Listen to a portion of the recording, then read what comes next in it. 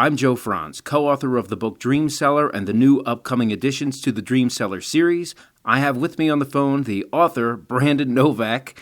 Today is May 30th, 2016, which means that, Brandon, you have officially 1 year clean and sober. Yeah. Well, how do you feel? It's like surreal, to say the least, because I remember being at my first treatment center. I was 17 years old. There was a fella in there in his mid-30s, and he was celebrating his 1 year anniversary. So this man had a year of continuous sobriety, and I had like 6 days in, and I was sick as a dog. My life was in turmoil, to say the least. And I remember seeing how happy his mother was. His mother was sitting in the front row, and not only was he happy, joyous, and free, his family was too. And all I could do when I looked at the man's mother was think of my mother. And I remember thinking to myself, I'll never be able to give this present to my mother. It's just not possible. It's not a feat that I will ever be able to conquer. Despite how bad I want this, and I love my mother more than anything in the world, I just won't be able to get it. I don't understand that. Why did you feel that you weren't capable of sobriety at the age of 17? At that point in time, I didn't want to give up drugs and alcohol. The reason why I went there was because my mother and my girl talked me into going. I had been kicked off of Cal Peralta, so I had the time, but I also was going to go there, pick out all the flaws of the treatment center and the people in there, and then report back to my mother why I'm not an alcoholic or an addict. So I knew that drugs and alcohol were a problem, but the last thing I wanted the answer to be was, when you give all this up, you can get what the program has to offer you. What I wanted in my world, my delusional world, I wanted to pay to go talk to a therapist once a week, unload all of my problems, and for her to say, you're good, you can go have a drink. I remember after leaving that treatment center at 17, continuing on with my active addiction and alcoholism for 20 years, in and out of rehabs, in and out of jails, in and out of institutions. I would literally have dreams at night of my mother sitting in the front row of a meeting at my 1 year anniversary. I wanted it more than anything in this world. As odd as this may sound, I've accomplished some really cool things in my life. This is one of my proudest moments, because fast forward 21 years later, my dream has come to fruition. Tomorrow night, my mother will sit in that front row, and I'm going to do exactly how that guy did in the treatment center when I was 17. I remember when they gave him his coin, he got up and he handed it to his mother and he hugged her, and the mother started crying. I've literally dreamt that. So this whole thing is kind of surreal for me, because in less than 24 hours now, tomorrow night at 8 p.m., I will be doing that same exact thing that I've literally dreamt about at night, that thought that it was not possible for an alcoholic like me to do. So, Brandon, I'm going to ask you what everybody wants to know. What provoked this transformation of character that made your last trip to rehab 1 year ago today turn out differently? What I've come to learn along my process to finding my sobriety was that, after doing my research, that the core of my disease revolves around me being a selfish, self-centered person in every way, shape, form, or fashion. Before, when I would get clean and sober, I would only get clean and sober because I ran out of options. My back was against the wall. I didn't have any more moves to make. So I would get into recovery. I would build my relationships back up. And as soon as they told me they loved me, as soon as they told me I did a good job, that my company was wanted, I internalized that. And as soon as I got options back in my life, I'd return right back to drinking and drugging. I wanted to stay clean. I wanted to stay sober. But my actions did not correlate with my intentions. I want to stay sober, but yet I'm going to go hang out in a pub all night with my friends that are drinking. That's not sober behavior. And the only reason why I would always succumb to a glass of wine in my hand or a needle in my arm is because I did not allow myself enough time to let the program take hold of the situation. I wasn't armed with the proper tools to combat against me or the first drink or drug, meaning I didn't have the steps in my life. I didn't have a God in my life. I didn't have a network of recovering men and women who want nothing from me in return except to see me stay clean and sober and live a better life. And then what I've come to find out about the process of my sobriety is that it's like peeling layers of an onion back. So I came in a very selfish, self-centered alcoholic. Me, make my life better. I give that. I start experiencing the 12 steps of Alcoholics Anonymous. And the more I learn about my disease, which I now know, which means I'm accountable for, I started doing everything I could to help another recovering alcoholic, to help a suffering alcoholic, to help a stranger walking down the street. Basically, I did anything I could to make the world a better place, and in turn, my life has become tremendously better, so much more peaceful. What I like to say is I had to uncover to discover in order to recover. So I had to uncover and come to the realization that I'm a selfish, self-centered alcoholic. I discovered that the core of my disease revolves around me being selfish. And the way I recovered was doing the exact opposite of that. So, Brandon, that is one of the most remarkable things about your achievements through this past year is that not only have you been a living testament of sobriety, I've watched you countless times do service work for the homeless in church and community groups. Even though you don't have a car yet, I've watched you travel 50 to 200 miles to meetings in the tri-state area in order to reach out to other addicts and describe to them the power of the NA and AA program. How does that make you feel? Surreal, to say the least. This program is something unlike anything else I've ever experienced, because when I can go out and share my experience, strength, and hope with another suffering alcoholic, yes, God willing, I plant a seed in the head that there's a better way possible. It helps me more than they'll ever understand. And this is when I knew it was a really special thing that I was in this program. Because anywhere in the world, if I give you something that I have, I technically now have less of. But in this thing of ours, if I give you something that I have, I walk away with more. So what you're saying is the therapeutic value of one addict helping another. Every time you do a good turn for another person, for another addict, every time you help someone improve their lives, every time you give another addict insight into their addiction and the possibilities of their sobriety, it comes back to you a tenfold. Exactly, because 99.9% of addicts and alcoholics, the core of their disease is selfish, self-centered. So when I'm being in a selfish, self-centered frame of mind, everything's about me. If I'm fucking pained up, I'm going through an issue, my girlfriend cheats on me, instead of me staying in my stuff, I go help somebody else out. Because, that's unlike the characteristics of an alcoholic. that speaks volumes. I can't believe you're the same guy you were a year ago. And I guess in a lot of ways you're not. You're not the same person. So, Brandon, one of the things I want you to share with everybody is your relationship with Chris Herron. Now, for those listening who don't know, Chris Herron was a rising NBA star, played for the Denver Nuggets, the Boston Celtics. I mean, he was supposed to be one of the next Michael Jordans of the sport, for lack of a better term. So it was your first week in rehab, and they had you watch a documentary about Chris Herron called Unguarded. You saw this documentary about his fall to addiction, and it struck a lot of chords with you. So I was in rehab. I had just completed a 5-day detox day. This is my second day out of detox. They gather up the whole rehab, and they make us watch this documentary. And it starts out with him winning these trophies, playing in the NBA All-Stars. And very similar to me, he gave his career to drugs and alcohol. Where Chris Herron was a professional basketball player, you could relate because you were once a professional skateboarder. And he had the highest of highs and went to the lowest of lows. At the end of this documentary, his counselor calls him in the office and he says, "Mr. Basketball, I want you to do the most selfless act you're ever going to do in your life." So Chris says, "Yeah, okay, well, what do you want me to do?"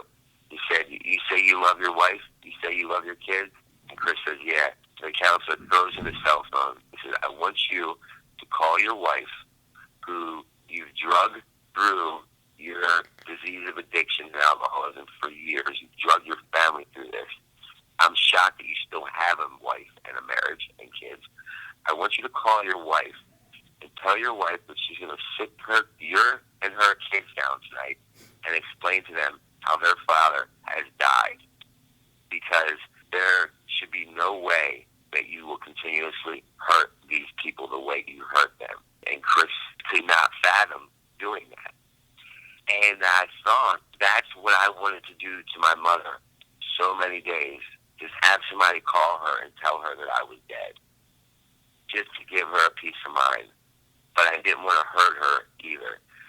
So the film crew filmed him in the dish room. He was washing dishes in the kitchen of the rehab. And this guy had been all over the world. He played in the NBA. He was in Sports Illustrated, Time Magazine, you name it, he was it. And now he's washing dishes in a rehab. And I remember him in this dish room, and he said, "You see that sink right there? I found God in that sink." And I didn't get that at first. And the more I thought about it, I got it, because he was left alone with himself, by himself, practicing nothing but humility as he washed dishes for 50 other addicts and alcoholics at an inpatient treatment center. Never mind the fact that he had lived all over the world, been an NBA basketball player for multiple teams. Now he was left with himself, by himself, to look at no one else but himself. And he found God in those real tight quarters. And I remember the rehab telling me, "Okay, Brandon, you have to get a job when you get out of here." I have never had a quote-unquote normal job in my life. Every time I left treatment, I went back to the profession I had before I went into treatment, touring, filming, things that were not conducive to my recovery, and I always started drinking again. And I remember Chris saying he was washing dishes, and that's when he found God. So I said, "Okay, I'll wash dishes somewhere." And I went and washed dishes. And I remember being so humble while doing it, because it's very much so easier said than done. To a person who's never been a drug addict, they would not understand the weight of that statement. My greatest fear was that you would never get a job, a trigger would go off, and you would go right back to the needle. I was a delusional alcoholic that just could not put the drink down. And I could not begin to bear the humiliation of washing dishes and someone come up to me and saying, "What happened to you?" I couldn't accept that. I couldn't accept that, so much so that I continued to drink and drug. The pain of hearing those words were greater than the pain of me sticking a needle in my arm on a daily basis, kill me on an installment plan. Watching my mother, my dear friends, my colleagues, anyone that loved and cared about me. Having spent years of your life through active addiction, being in the CKY videos, being an MTV star on Viva La Bam and Unholy Union, being in the Jackass movies, being in all the skate videos, for you to take that step and realize that the best way to heal yourself is to do the most fundamental and elementary jobs that a kid in high school would have, is washing dishes. As soon as you did that, I knew that something had changed. It was the biggest, smartest, wisest thing you've ever done, is got a job washing dishes. And it seems ridiculous for a lot of the listeners out there to understand that. But, you know, addicts have to humble themselves. And they have to also find something that assimilates them into a routine to give themselves a sense of responsibility. And waking up at 6 a.m. and being at a restaurant can do so much to give an addict a sense of greater purpose. It's literally undescribable for a person who does not understand the disease of addiction. That job did a lot of things for me, but one of the most important things it provided me with was the act of being accountable. Because my whole life, I've never been accountable for anything. I came and went as I pleased. I did what I wanted, when I wanted. I ran my own life. I played God, and I got those kind of results on a daily basis. And I numbed the results by shooting more dope, by drinking more wine, anything to dull the pain of the reality of my situation. And I remember I had no idea how to integrate or merge with society without a drink or a drug. It's so funny how when I drank and drugged for so many years, how abnormal the normal became for an addict like me. The normal for me when I'm drinking and drugging is, if I'm shooting up and my needle breaks and there's a woman next to me shooting up, I'd ask to borrow her needle and I stick it directly in my arm. That's the normal. The abnormal for me is, "Okay, Brandon, let's fill this job application out, and then let's, furthermore, go to the job application and sit down and have an interview."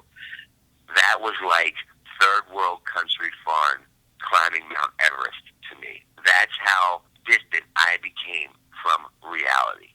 Delusional at best.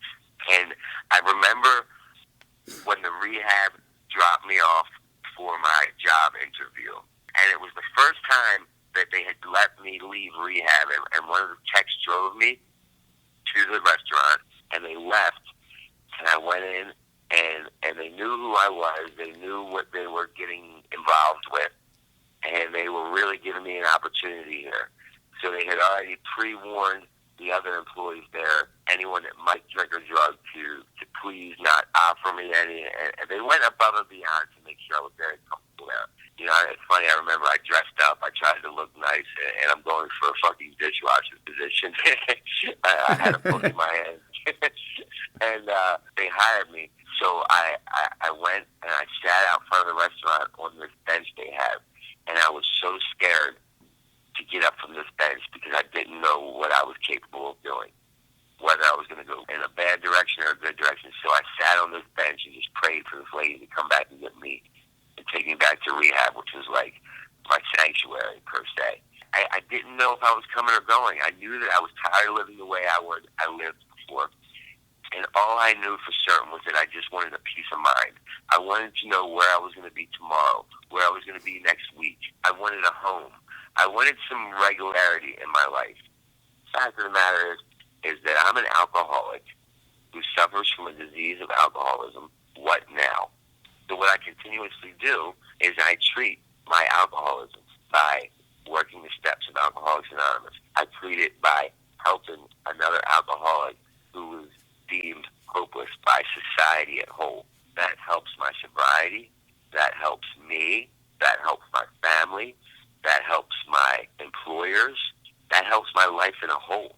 And what has it done for me? It's got me sitting here with 1 year of sobriety.